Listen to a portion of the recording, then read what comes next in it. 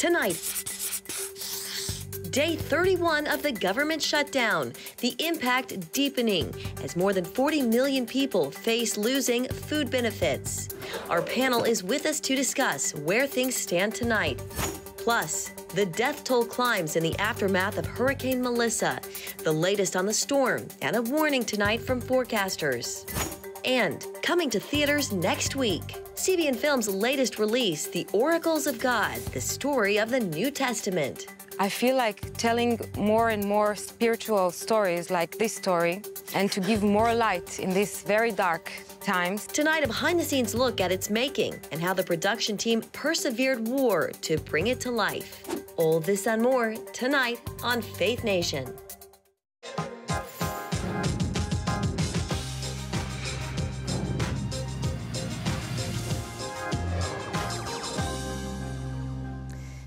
The countdown is on for millions of Americans as funding for critical food assistance runs dry. Good evening in Washington, I'm Jenna Browder.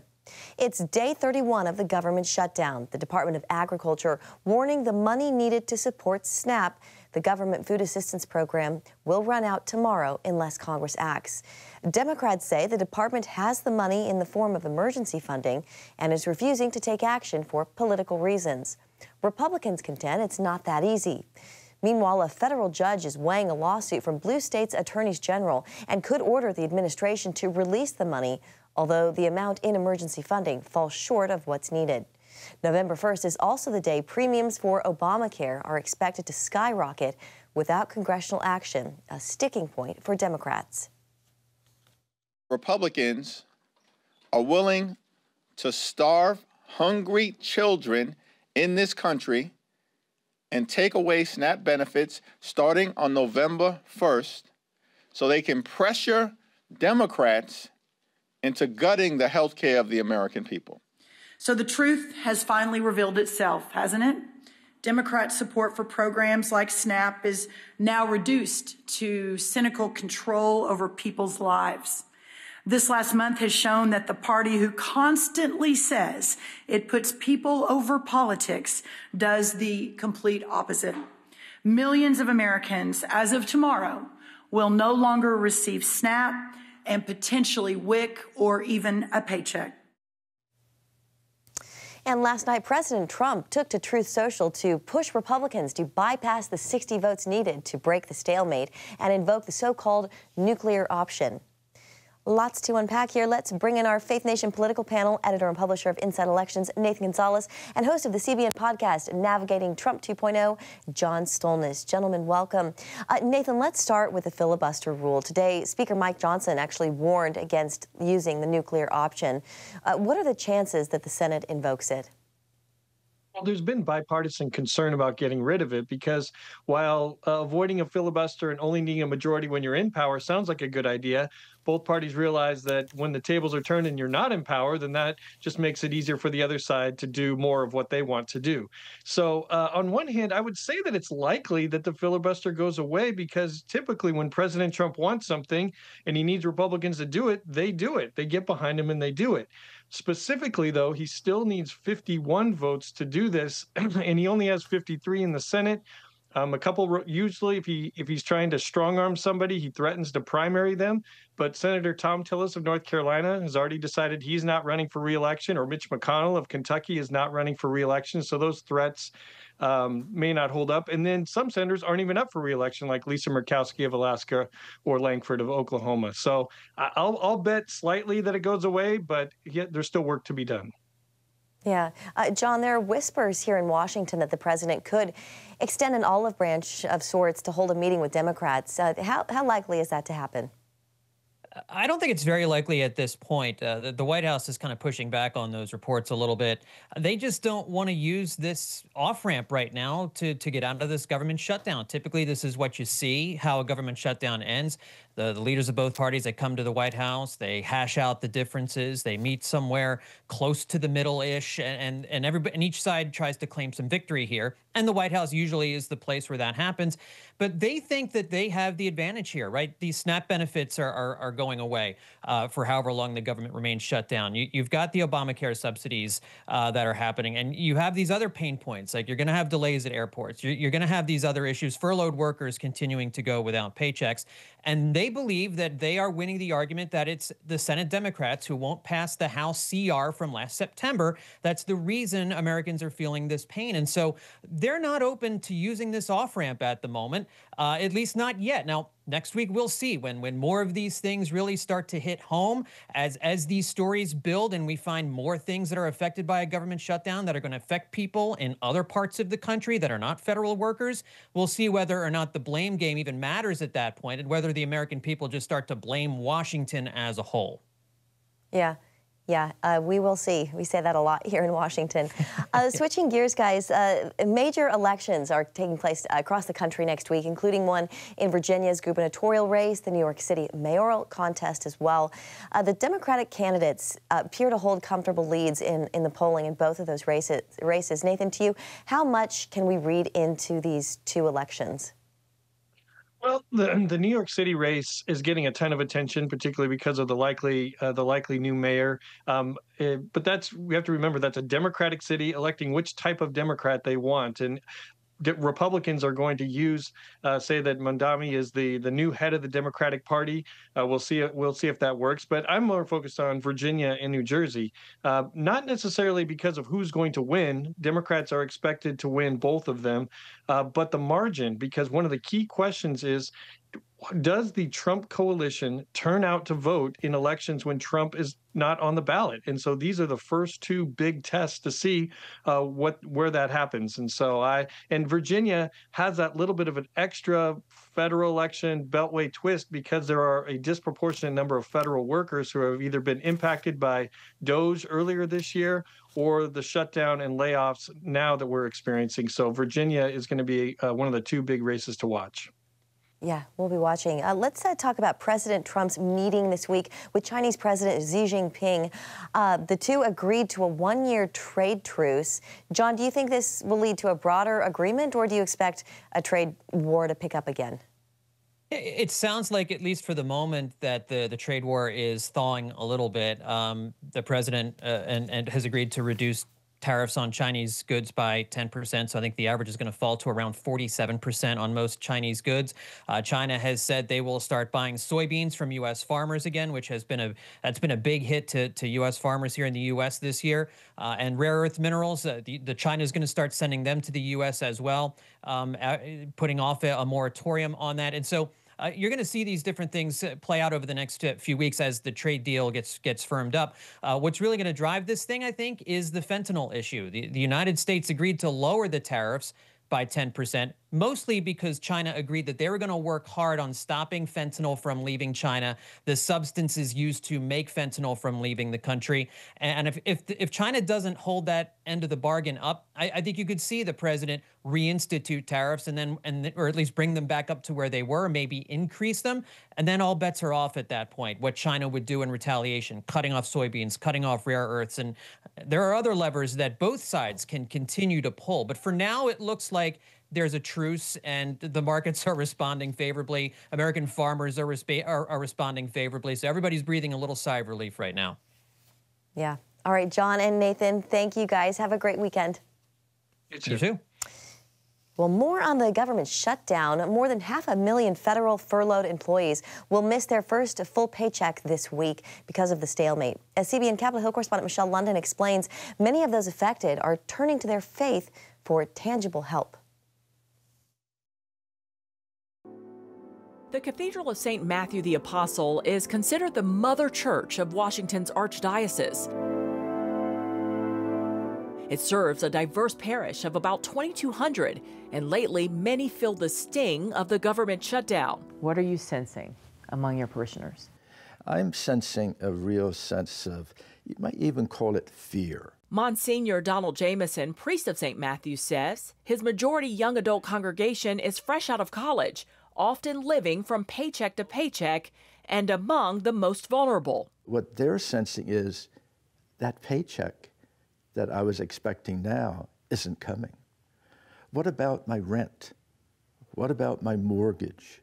just what about just the daily expenses that I have? They're now turning to the church, Jameson says, for more than a message of hope. It's not their problem, it's our problem. And I think then we have to look beyond the spiritual and to see how that can be put into concrete action for their benefit. In recent weeks, Jameson and his staff have worked vigorously to meet immediate need through grocery gift cards and financial assistance. Resume writing workshops are also scheduled as St. Matthew's joins a number of other churches around the country seeking to mend immediate needs. We will get through, but it's going to take action, it's going to take advocacy. Terry Lynch is the executive director of the Downtown Cluster of Congregations. This nonprofit agency serves 40 area congregations, including St. Matthew's. During the shutdown, Lynch and his team send out a weekly list of aid resources, as many furloughed workers struggle to manage even their basic necessities. Utilities, the rent check, once you're maxed out on your credit card, we don't want to see all these people maxed out on the credit card. So it's going to be a long rebuilding when the government opens because these people have had to build up a debt. In recent weeks, houses of worship have also offered online prayer groups, in-person listening circles, as well as providing loans to help people facing this reality of uncertainty. What we have to do is to accompany them. You know, not just say, oh, that's fine, you'll work out. No, no, no. But rather saying, I'm here, I'll walk with you, you know, throughout this, because each day will change. And I think that accompaniment is so big. Helping people through hardship while pointing them to Jesus. We ask this through Christ our Lord. Is, according to Jameson, a recipe that can ultimately strengthen one's faith. Michelle London, CBN News, Washington. Coming up, a massive protest in Israel. Tens of thousands of people in the streets praying and blocking the entrance to Jerusalem for hours. Why they want their voices heard, next.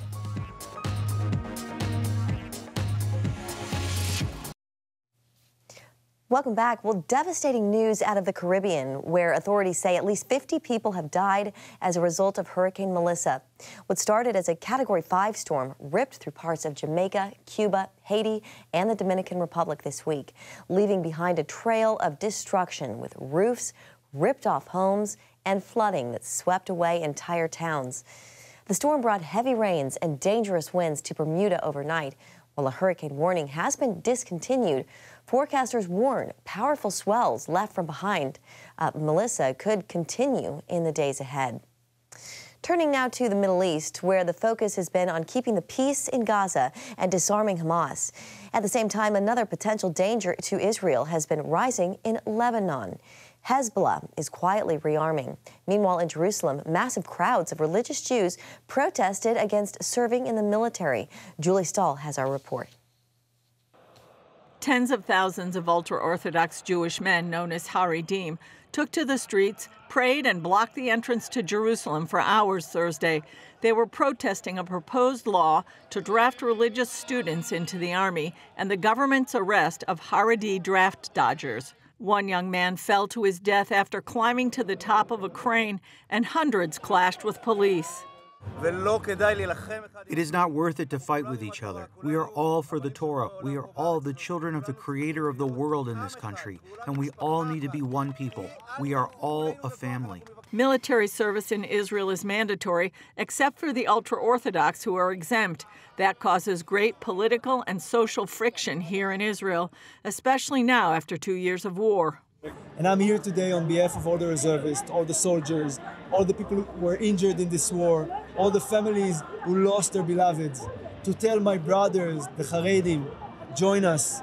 There is no contradiction between serving in the army and serving the Torah and studying Torah. Later on Thursday, Hamas returned 2 more bodies of murdered hostages. Amiram Cooper, 84, one of the founders of Kibbutz Nir Oz, was kidnapped and murdered in captivity. Sachar Baruch, 25, from Kibbutz Be'eri, was taken from his mother's home when terrorists raided it. They murdered him later during an IDF rescue attempt. The bodies of 2 Americans are among the 11 remaining in Gaza. Those bodies should have been returned in the first part of the recent deal 18 days ago. The combination of the determination of the political leadership and the resolute actions of our wonderful soldiers and commanders has led to the crushing of the Iranian Axis to bring back all our living captives. Meanwhile, tensions are rising between Israel and Lebanon, with reports that the ceasefire is in danger of collapsing. Israel has been carrying out frequent targeted strikes against Hezbollah terrorists as they try to rearm and rebuild their infrastructure in violation of the understandings between Israel and Lebanon. According to the agreement, Lebanon is required to disarm the Iranian proxy Hezbollah, which has been slow going. However, the Lebanese army has not confronted the Israeli military. But in a sign of a shift, Lebanese President Joseph Aoun reportedly instructed the army to confront any Israeli incursion into southern Lebanon after a municipal worker was killed there. Israeli Foreign Minister Gideon Sa'ar met with the UN Special Coordinator for Lebanon, Janine Hennis. He wrote on X, Hezbollah, with Iran's support, continues to intensify its efforts to rebuild and rearm. This is dangerous for Israel's security, just as it is for Lebanon's future. Israel cannot bury its head in the sand in the face of this trend. Julie Stahl, CBN News, Jerusalem. Up next, behind the scenes of CBN Film's latest project, all about how the New Testament came to be, right after this break.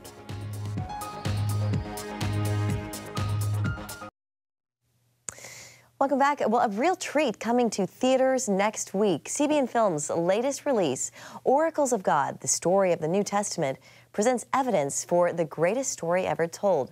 But just 2 days before filming was set to begin, Hamas invaded Israel.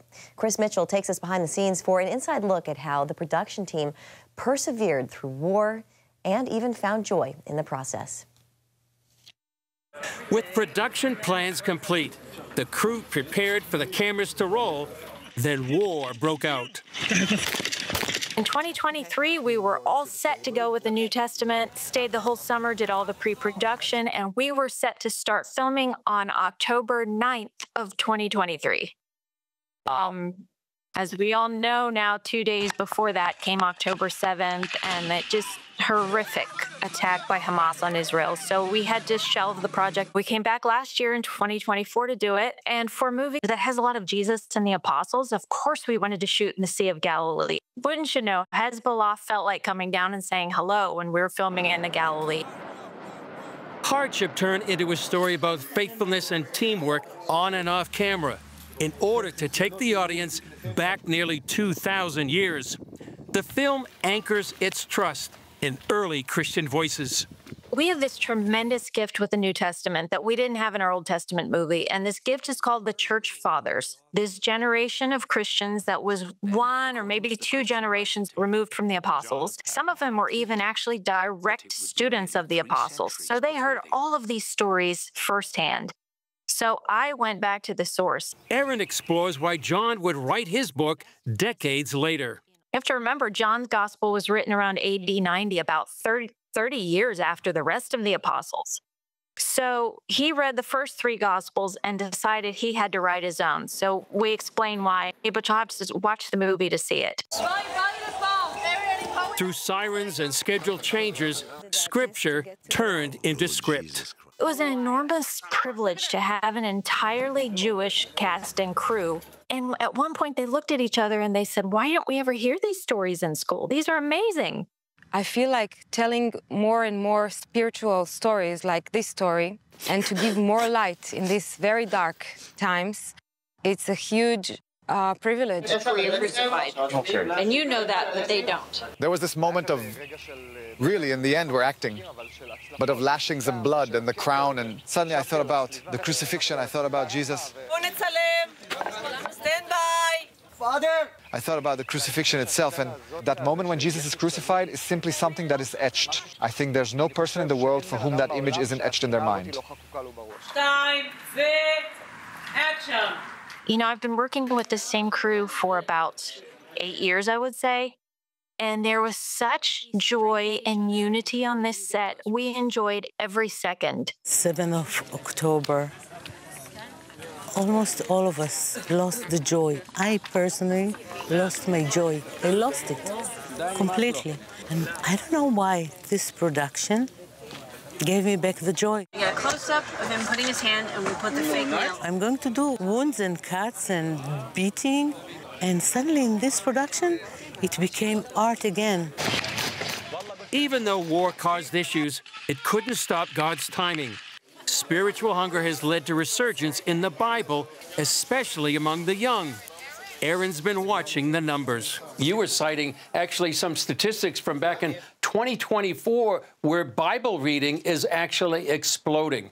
Tell us why this film kind of hits this the growing hunger for knowing about what's in the Bible. Both in the U.S. and the U.K., millennials and Gen Z are really leading the way in Bible reading and going back to church. But even last year, 2024, there was a 22% increase in Bible sales over 2023, which is really interesting because for the rest of books, it was only a 1% increase. Oracle satisfies the hunger from the place where it all began. That CBN decided to film the film in Israel, in Jerusalem, in the Sea of Galilee, in the authentic locations, Mount of the Beatitude, deserts. It gives the film a special look, and it's very authentic. I feel like this is everything that Jesus wanted us to know when he left. You know, we didn't have the privilege of walking with him in the Galilee. We didn't have the privilege of being in the Old Testament and hearing the audible voice of God booming down at us. What we have is the Holy Spirit, and we have this Bible, this final love letter.